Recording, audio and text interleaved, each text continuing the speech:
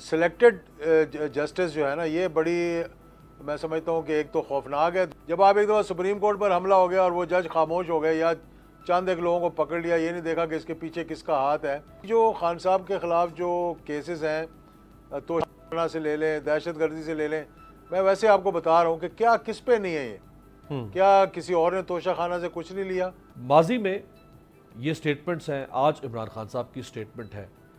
अब इमरान खान साहब की स्टेटमेंट को भी तौहीन अदालत में शुमार किया जा रहा है, ये स्टेटमेंट्स भी तौहीन अदालत के में शुमार की जा रही थी, लेकिन उन पर नोटिस नहीं हुआ। आज इमरान खान साहब की स्टेटमेंट पर नोटिस हुआ। अब यहाँ पे बहस ग्रेविटी की है कि किसने ज़्यादा संजीदा बात की या सख्त बात की, या बात यह है कि भाई जिसने भी तौहीन की होगी उसको फिर पकड़ लेना चाहिए, उसके खिलाफ नोटिस होना चाहिए।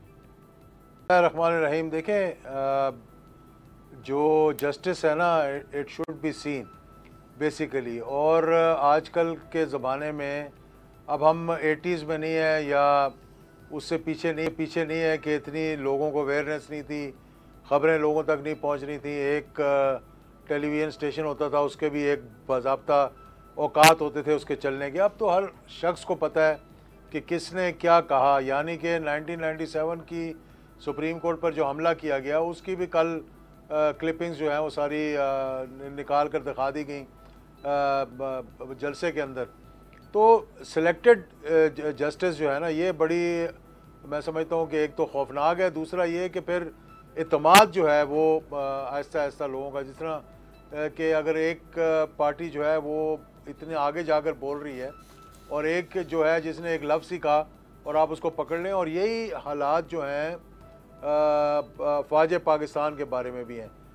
ISPR ने मुतअद्दिद मरतबा डॉन लीक्स के वक्त भी वो आए सामने, उसके बाद एक दो मरतबा और भी आए, और अब इमरान खान साहब के कोई स्लिप ऑफ टंग हुई है या क्या हुआ, उस पर भी उन्होंने अपना एक बड़ा मौक़िफ़ दिया। लेकिन देखें, मैं ये बड़ी सिंपल सी बात करता होता हूँ।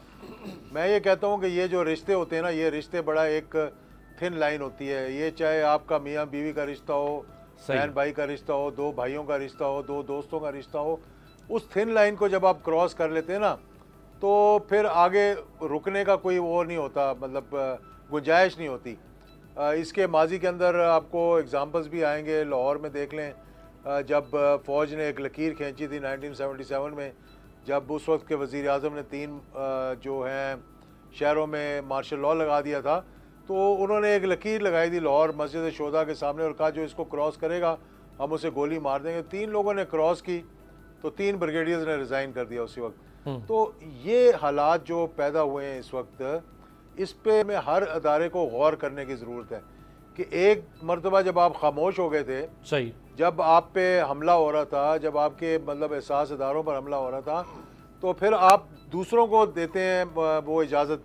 जब आप एक दफ़ा सुप्रीम कोर्ट पर हमला हो गया और वो जज खामोश हो गए या चंद एक लोगों को पकड़ लिया, ये नहीं देखा कि इसके पीछे किसका हाथ है, तो फिर ये आहिस्ता आहिस्ता बात बढ़ती चली जा रही है। और मुझे बड़ा ख़तरा नज़र आ रहा है ऐसे मामलात अगर हुए तो। अच्छा। फिर अभी जो खान साहब के ख़िलाफ़ जो केसेस हैं, तोशाखाना से ले लें, दहशत गर्दी से ले लें, मैं वैसे आपको बता रहा हूँ कि क्या किस पे नहीं है ये, क्या किसी और ने तोशाखाना से कुछ नहीं लिया, क्या किसी और ने कभी किसी जज के ख़िलाफ़, अभी आपने दिखाई दी है, यहाँ तक कह दिया गया कि ये जो बेंच बनाए जा रहे हैं ये एक पॉलिटिकल पार्टी यानी एक सियासी जमात है, आप अपने आप को सियासी बना रहे हैं, आप वही पार्टी बन गए हैं। यहाँ तक कह दिया कि आप पार्टी में शामिल हो गए हैं तकरीबन। निशानदेही करना ज़रूरत है।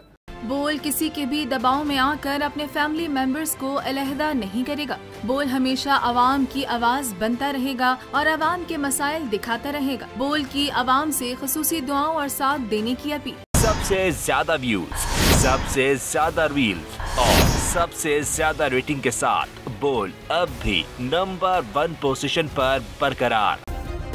सब्सक्राइब करें और बेल दबाएं ताकि कोई खबर रह न जाए।